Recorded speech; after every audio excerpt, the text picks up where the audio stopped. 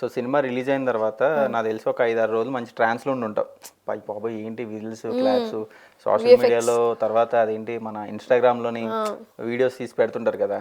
So cinema release అయిన తర్వాత movie టీంని ఎవరన్నా కలిసావా, మాట్లాడావా, లైక్ అట్లా? టీం కలిసా క్యాస్ట్లో అంటే ప్రీవియస్ రోజు కలిసా అంతే. దాని తర్వాత గెటప్ సీన్ ఉన్న వినయ్ రాజ్ సార్ మెసేజ్ పెట్టాలంతే అంతే. వినయ్ రాయ్ సార్ ఆయన కలిసా పర్సనల్గా వినయ్ సార్ని? ఎట్లా ఎట్లా మాట్లాడతారు అంటే ఆయన ఒకప్పుడు తమిళ్లో, అంటే నీకు తెలుసు లేదో నాకు తెలియదు, అప్పుడు నువ్వు చిన్నోడు నేను కూడా చిన్నోడు, ఆయన తమిళ్లో చాలా మంచి యాక్టర్, ఆయన తమిళ్లో మంచి మంచి సినిమాలు చేశాడు ఆయన. ఇప్పుడు అంటే విలన్గా చేస్తున్నాడు ఆయన, తమిళ్లో ఒకప్పుడు మంచి హీరో ఆయన. సో ఆయనతో ఎలా ఉంది నీ ఇంటరాక్షన్? అంటే సార్ ఎప్పుడు అంటే మీరు చెప్పినట్టే నేను పెద్ద హీరోని ఆ గర్వం ఉండదు సార్.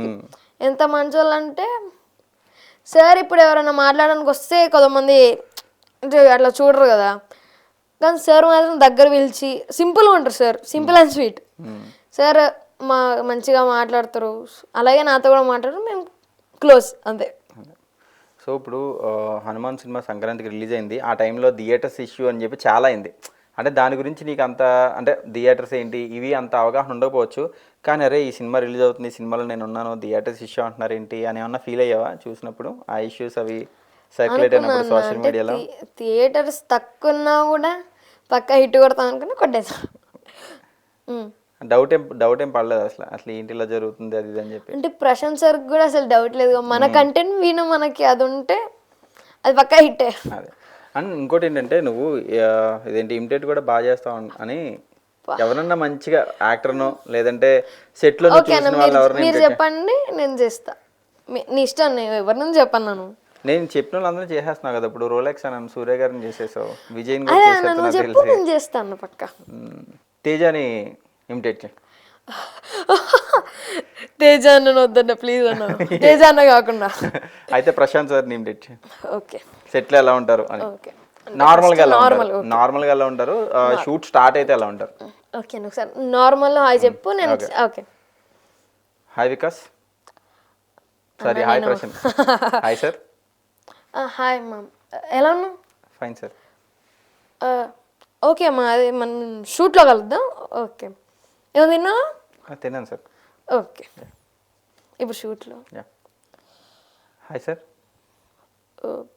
ఒక 2 minutes పని ఉంది, తర్వాత అంతే అంతే. అంత డిఫరెన్స్ ఉంటుంది అన్నమాట. ఓకే, ఇంకా నువ్వు మన యాక్టర్స్, తెలుగు యాక్టర్స్లో ఇంకా ఎవరిని ఇమిటేట్ చేయగలవు ప్రభాస్ గారిని కాకుండా? మీ ఇష్టం, అంటే మీరు పేరు చెప్పండి, నాకు చేయడం వస్తే నేను 100% చేస్తాను. సార్ కష్టం, సార్ మ్యానరిజం సార్దే, ఎవరు చేయలేరు. మహేష్ బాబు సార్ నేను ఇంతవరకు దగ్గర నుంచి చూడలేదు సార్, అంతే సార్. అంటే నాకు తెలిసి నువ్వు సినిమాలు చూసుకో, దగ్గర నుంచి చూస్తే దాన్ని బట్టి నువ్వు చేయగలుగుతావు, అవునా? అంతేనా? దగ్గర నుంచి చూస్తే చేయగలుగుతా. నువ్వు దగ్గర నుంచి ఎవరెవరిని చూసావు ఇప్పుడు దాకా? చిరంజీవి సార్ దగ్గర నుంచి చూసా, కానీ అంటే షూట్లో కాదు కాబట్టి నాకు తెలీదు. ఇంకా నాని గారు, సాయిధరం తేజ్ గారు. సరే అయితే నాని గారిని. ఓకే, నేను చెప్పాలంటే నేను మాట్లాడలేదు, కానీ అలా అబ్జర్వ్ చేసిందే నేను చేస్తాను. ఓకే నేను మాట్లాడలేదు. ఓకే సార్ అయితే hi sir, good morning. Hi, నీ పేరు? వికాస్ సార్. ఓకే అంతే, వెళ్ళిపో అంతే అంతే. సాయిధరం తేజ్. ఓకే సార్ అంటే ఓకే. హాయ్ అన్న. హాయ్ రా, నీ పేరు? నా పేరు వికాస్ అన్న. ఏ మూవీ చేసావు నువ్వు? నేను టక్ జగదీష్ చేశాను ఇంతకుముందు. అదే ఇంకా ఇంకా ఉన్నాయి. ఏమన్నా తిన్నావా? లేదన్నప్పుడు తింటాను. ఓకే మరి సరే, మరి తినేసా మరి. ఓకే ఓకే ఓకే అంతే. సో గ్రేట్, అంటే నువ్వు సినిమాల్లో చూసినట్టు కాకుండా నార్మల్గా బయట చూస్తే వాళ్ళని ఇమిటేట్ చేస్తాను అనమాట బాగా. అంటే సినిమాలో డైరెక్టర్స్ విజన్ అది మనం జడ్జ్ చేయలేం కాబట్టి బయట చూస్తే చేసేయగల. ఓకే, సో ఆఫ్టర్ రిలీజ్ నీకు వచ్చిన బెస్ట్ కాంప్లిమెంట్ ఏంటి? నీకు వచ్చిన బెస్ట్ కాంప్లిమెంట్ ఎవరి దగ్గర నుంచి వచ్చింది? అంటే నాకు వచ్చిన బెస్ట్ అన్న, కానీ నాకు స్పెషల్ పర్సన్ అదే నాకు గెటప్ సీన్ అన్న నుంచి రావడం, వినయ్ రాజ్ సార్ నుంచి రావడం మంచిగా అనిపించింది. ఏమన్నారు కాంప్లిమెంట్స్ అంటే? అంటే ఎమోజీ పెట్టి గుడ్ రా, బాగా చేసావు అలా పెట్టారు. అలా పెట్టారు. సో ఫ్యామిలీ నుంచి మీ మమ్మీ ఎట్లా ఫీల్ అయ్యారు, మీ డాడీ ఎట్లా ఫీల్ అయ్యారు?